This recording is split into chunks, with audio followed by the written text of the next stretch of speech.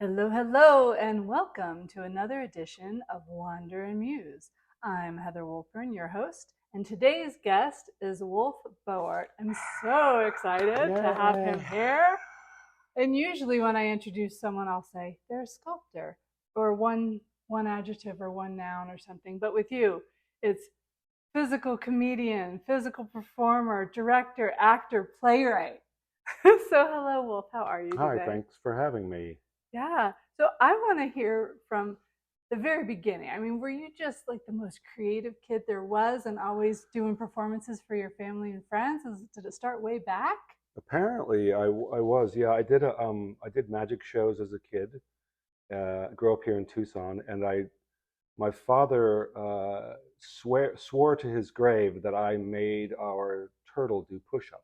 Oh, And wow. it was most proud of me for having made the turtle do push-ups, but in fact it was a magic trick. And I remember charging an exorbitant amount of, I think it was 25 cents. Oh, back in The that 70s, day, that that's was money, equivalent. real money. Yeah, Yeah. yeah. And then I studied. I was very much into the circus arts as a kid, and I had a Super 8 movie that was my dad's camera. Yes, So so we did made. we. Yeah. So Yeah. yeah, and of course, what we don't remember, what kids today don't remember, is that you had a certain amount of film, and you had to really choose your shots, and you send it away, and it would get developed, and or you Yep. drop it off and it get developed, and you had Yep. to really pick your battles. You couldn't just let it roll. So Exactly. we did things like scratch on the film and make lightning Oh, bolts come out of our fingers, or very Monty Python inspired. yes. A lot of we'd run around the desert, and I'd organize all the kids in these crazy sort of zany Python-esque. Right. I was very much into Chaplin and Keaton, so I guess it Mm. was and Jacques Tati later on, Mm-hmm. French filmmaker. I guess I was a fool as a child. Right. Yeah. And you mentioned Charlie Chaplin. I've seen you perform before, and I've now since then watched several videos to get to know your work a little bit better. And what came to mind for me was as if Charlie Chaplin and maybe Lucille Ball had a love child, you would be their spawn. Have Hmm. you thought about that before? That's no, yes, but I love Lucy. She was amazing, and Yeah. yeah, yeah, I watched a lot of that Chaplin and Keaton, and read Skelton and Show of Shows and all these things that Mm-hmm. were a little before my time growing up, but they certainly influenced me, and they became the language with which we speak about these physical visual theater and physical Definitely. comedy. Yeah, Definitely. and when you go to Europe, you see a lot of it. So when I grew up and was traveling, I saw a lot of. I saw that they had the history in their bones more than we, or in a different way than we Mm-hmm. did here in the States. Right. You know. Different culture. Now I'm curious. I read that you've been on so many different tours internationally. I think you're up to 26 countries now, something like that. Do you find that your humor is uh, responded to a little differently, whether you're from country to country? Do some nationalities seem to find one thing funnier than another? Do you find any kind of cultural differences when it comes to humor? Yeah, we all laugh. Some people laugh altogether.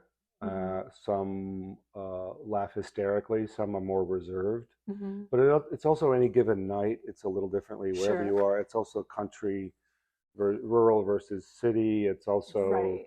uh, if it's a matinee or if there are more Sure. children. Children laugh more and encourage adults to laugh more. That's true. If But there have been generally, drinks. yeah, exactly, yeah, and everyone. There's humor in all the shows, but there's also melancholy and bittersweet imagery and surreal, magic realism. All those words have been used. So there's moments of awe, I guess I'm trying to say, and Right. a lot of magic. Um, so and juggling and circus arts and things that bring you on this roller coaster. But as Mm-hmm. far as the humor, yeah, we worked in Germany for years. I Mm-hmm. had a two-man I had a partner act called the Schneedels, and we worked all over Germany. And Germans tend to be and are stereotypically Mm-hmm. pigeonholed as being more conservative with their Right. laughs. Mm-hmm.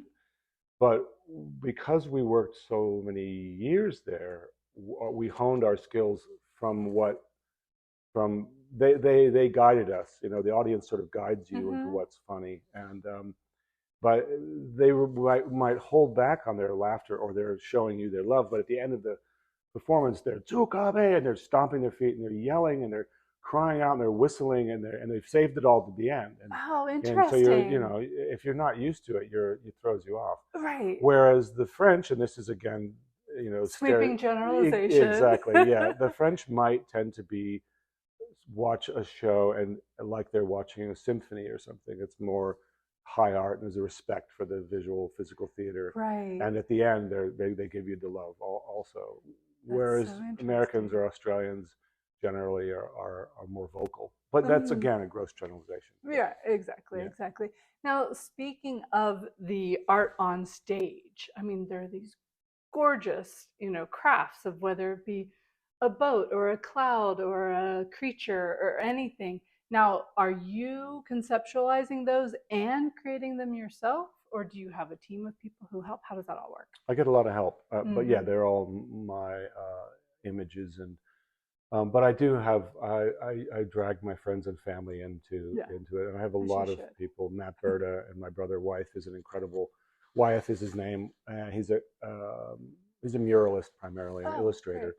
But he designed the Man in the Seesaw, which was this giant rocking iceberg, and you know, polar bear puppets and seals and all these things. And so he designed he's designed most of the shows. And the most recent show was at the Scoundrel and Scamp here in Tucson was One Twig at a Time, and that had a huge set that was a French village or a European village set in nondescript time or timeless French village, I guess.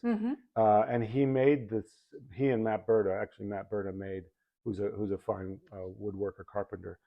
He made the set out of our old touring boxes.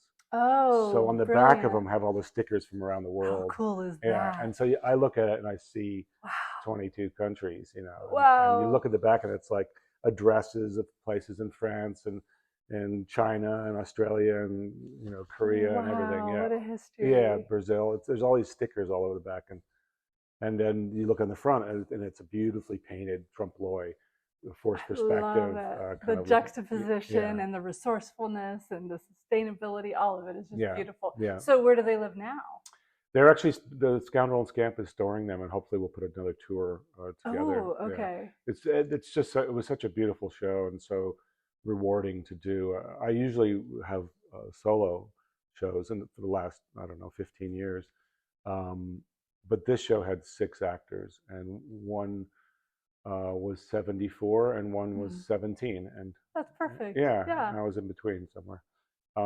But this new show is also at the Scoundrel and Scamp Theatre, and it's primarily a duo show with a 19-year-old who was in One Twig at a Time, and she's just got this great presence on stage and does acrobatics and is funny and squirrely and quirky and can play different characters.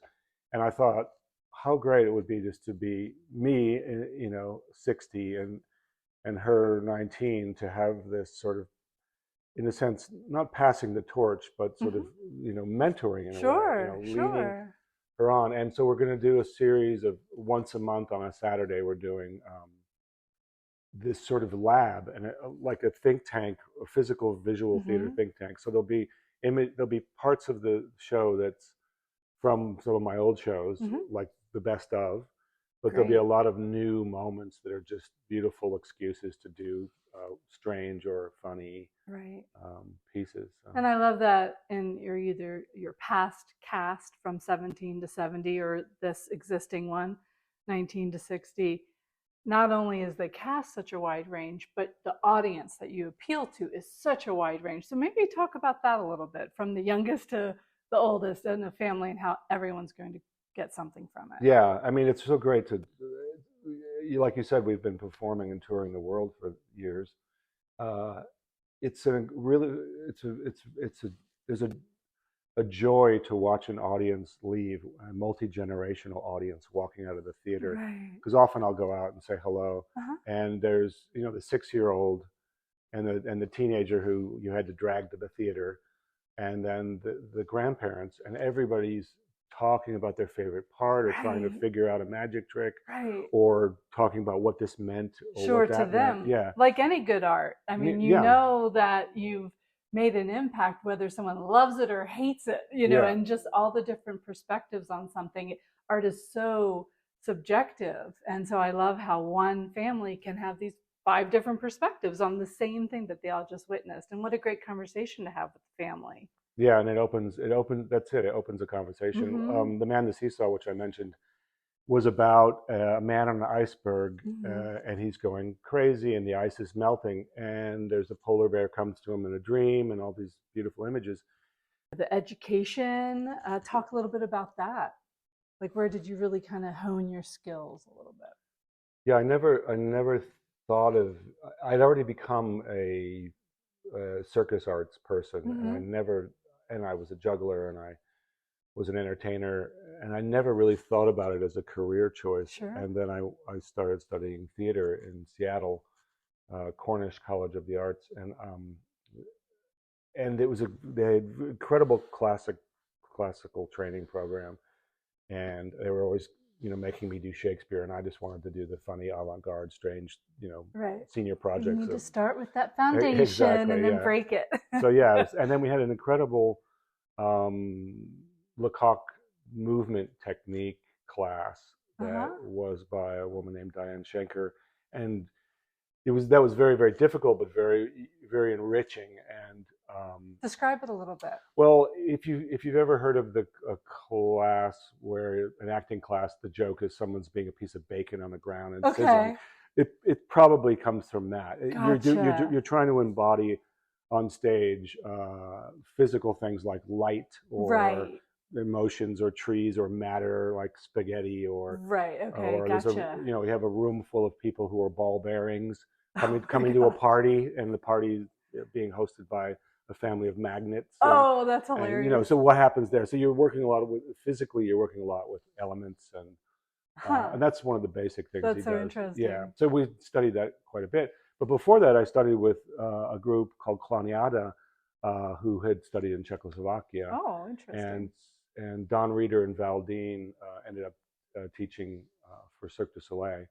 So they Oh. later Cirque du Soleil Uh-huh. came along, Very and cool. yeah, and then other performers from Cirque du Soleil, and Rachel Rosenthal, who was a performance artist in the '80s for a long time. She's one of the early performance artists in the country, and then just mentoring under different people and studying and then performing by putting things up on any chance I got. I'd go on stage, and Mm-hmm. I tell young people that it's like, how do I do this? And it's just like, just do it Do a it. lot. Yeah, the more you Practice. do it, you know, Yeah. the more you'll be your own, and the audience will be your instructor. You know what Right. works. The Exactly. experience will be, you know, your instructor. So, like a lot of performers, do you start to miss that applause from people when you haven't had a show for a little while? Like, how much do you feel that you personally like need that feedback? I don't know if it's that as much as it is that it's something that I enjoy doing and Right. that I get great feedback on. So apparently I do it well, Mm-hmm. and it's a good contribution to the world, which is making people Right. laugh and think and feel, and Exactly. it's entertaining. And so I feel like when I'm not doing it, I'm not living up to my purpose, Oh, my that's potential, you know. interesting. I like that. So I teach a lot though too, and Okay. that feels, you know, that's very rewarding also. When you're teaching, can you just kind of see it when you know someone has that special talent where they might really go places with it? Can you just see it? Or Yeah, I mean, they say you can't teach comedy, but or teach certain things, but you know, some people have it more mm-hmm. than others. But I think, Yeah. you know, it's really interesting when you're directing or when you're teaching, you have to break it down into words, and it's something that it's very physical. So Mm-hmm. if you want someone to leave the stage in a certain way, hold a beat, look up, you might, you know, do a take, do a double take. Right. You might use words like that. do a Jack Benny, a slow burn, roll your eyes, uh, um, sort of raise your eyebrows like a Stan Laurel might be. Uh-huh. Break it down into dance moves, That's cool. like look out, blink twice, turn your head first, then turn your body, and exit the stage with intention. So Mm-hmm. you get that great movement, but you've broken it down. Instead of just me jumping up and doing it, showing you, Right. I Really have to, break it down to those yeah, and I micro have to little say it, and movements. then Exactly. and what's your intention and all that. Right. And we were talking about Charlie Chaplin Mm. earlier, and I'm thinking, that silent film era, how they had to tell the entire story with these little micro facial expressions and body movements and all of that. And so I find it so interesting that so much of what you do now really can appeal to even people who can't hear what's going on, who don't even know English. I mean, because you're up there performing. So talk a little bit more about that, about maybe the influence of the silent film Mm. era and what you're doing now. Yeah, well, it's one of the reasons we're able to tour the world is because there's not a lot of language. Right. There is a lot of music. There is some of the performances have a bit of voiceover, Mm-hmm. which sometimes we translate, but it's not Okay. necessary. But it's generally silent. And I mean, the silent comedians, there are so many of them. Chaplin and Keaton were the ones that we remember. I mean, Mm-hmm. Chaplin was alone amongst all of them because he was a composer and he wrote, directed, and did everything. Yeah. He's sort of a standout. They all had their own thing. Keaton was an incredible stuntman, and when you watch Keaton speak about the way he created gags and the art of his gag building, it's fascinating. So they all influenced this work. It's not silent or mime in the sense that there's no sound. There's lots of sound. It's closer to dance in that you're often choreographing to a piece of music, or the music is backing up the image. Right. For example, in one of my shows, in One Twig at a Time, we did you take off your shoe and there's sand in it, but there's lots and lots of sand in it, and it keeps pouring and pouring and pouring and pouring and keeps going and going, and then it's like, okay, that's absurd, and now it's finished. Oh, it's not finished, it's still going, and then okay, that's got to be enough, but no, it's still going. There's more. Yeah, and so and the music that's playing in the background is almost like the sand is the string of the violin, or the sound of the clarinet, or the wave file that you're looking at, the wave signature. That's brilliant. Yeah, and so there's constantly the image influencing the music reflecting the image. That's brilliant. Through the shows, Yeah. over and over and over again, with multi layers of that. Yeah. And then also A, B, C stories, and also subtext, and also what does it mean to you, the audience member? This is what I mean as the director. Right. But I'm leaving some holes in the as you script. should. Yeah. So that you can fill it in. Yeah. I love that. Because yeah. Exactly. Yeah. So where do you find your inspiration? Toddlers learning to walk. They're the best. Yeah. Sometimes I'll just put that's watching kids or watching people is a great way to get the physicality in your bones and to learn how to be funny. But the images that I use, sometimes there's just an image like the sand pouring out of the shoe image, and I had to find an excuse for it. In One Twig at a Time, it became about time and like an hourglass. Yes. And and Carlisle Ellis, who's in her 70s, was pouring the sand out of her shoe, and so that image takes on many more meaning, different meanings that stack upon it. But it's also just a funny image of sand pouring out of the shoe. There's a lot of those, almost painterly. In fact, there's a piece that I've been developing for years called Apple Tree Apple, which is about a giant apple tree that grows, and a bird is born in the tree. Okay. And the apple tree walks away and goes off and finds the bird when the bird flies away. Oh. And so the man is left with no apple tree, no shade, no apples. Right. And he goes on this journey to find his lost dog, essentially, but it's an apple tree. Right. And it goes through all these different, all these adventures, and brings the apple tree back, and it's a stump, and it dies in his arms, and it's been eaten by termites and chopped by wood choppers and burned. And he gets home, and he he has one apple, and the light inside the apple dims and burns out, and he's starving himself, and so he eats the apple, but there's an apple seed, and he plants it, and it rains, and another tree grows out, and the whole stage is filled with this tree. Beautiful. Yeah, so there's But that has not come to fruition yet? No, it has not yet. It has to. But what we did was we illustrated it, and great. we had 4 illustrators, one being my brother, do these drawings and paintings and big acrylics, and so you can almost read it like a kid's book in a sense. Well, it made me think of Are You My Mother? Yeah. That's at first, but then when it turned dark, it was a little more, not dark, it was more like O. Henry's, like The Last Leaf. Do you know that story where the woman's dying, but she'll live as long as there's one leaf, so he went out and painted the leaf? Oh, yeah. Beautiful. Yeah, it's like a combo of those two. Yeah. In my eyes. Yeah. I wanted to see that. But in that, when we were developing it, there was this, if you look at those paintings that we created, there are influence from Arcimboldo, I believe his name was, the food faces that I put in the apple tree, the man, what's it called? One Twig at a Time. We just did One Twig at a Time. And these 2 young people, Xochitl Martinez, who's going to be in the WoBo Show coming up. She and Robbie Voigt they're in the 1920s. They come on stage and they're sort of flirting, and they're cutting up vegetables, and they start to put the vegetables on their faces, and they make these great absurd masks, in a sense, with food. And those came from the paintings of the Renaissance painter Arcimboldo, who did the food faces and the baskets of fish and things upside down. Right. And then the Gleaners by who's that?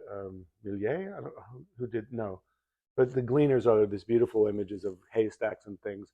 So we used those images when we were painting them, and often that finds its way into the production.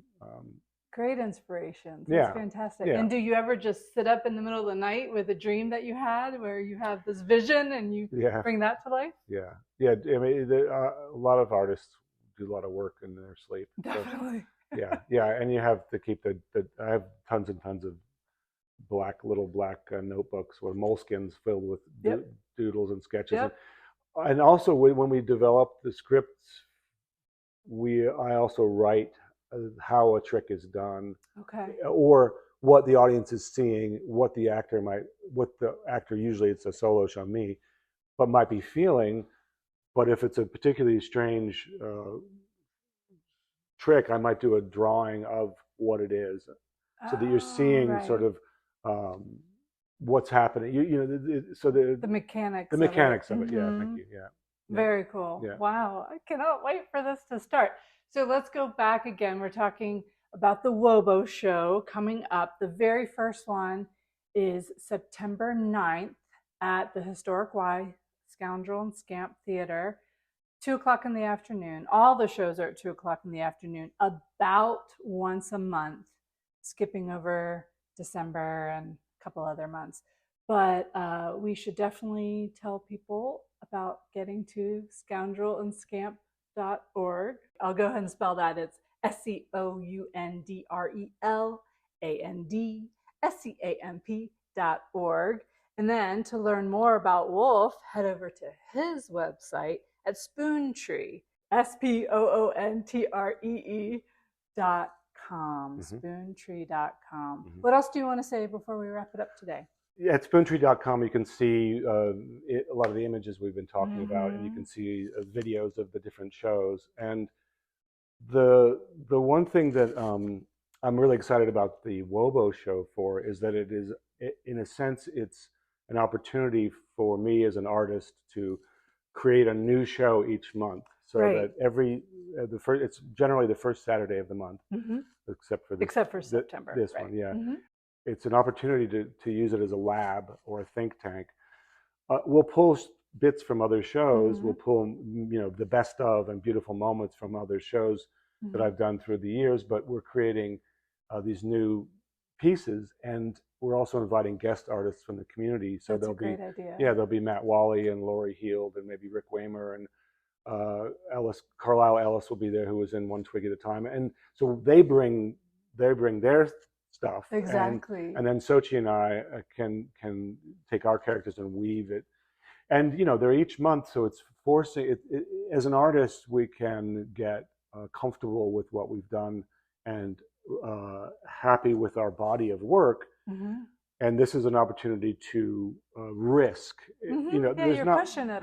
There's not much risk really, because it always seems to work out. Knock on wood. But it's an opportunity for the audience to see these new, very quickly generated material, and it's a laugh. It's funny. It's for the whole family too, which is. And I like the community element of it too, because when you're in an audience, especially this, it's a 100-seat audience. It's intimate. It's nice.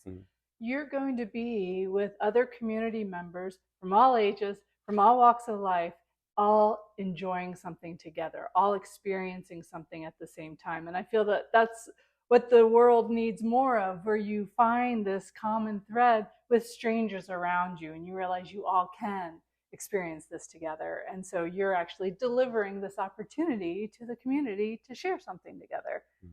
Right? Yeah, and have a laugh. Yeah, we need more of that. Well, thank you so much, Wolfe. It was such a pleasure to talk to you. Thank you. And best of luck for an amazing 6-part series.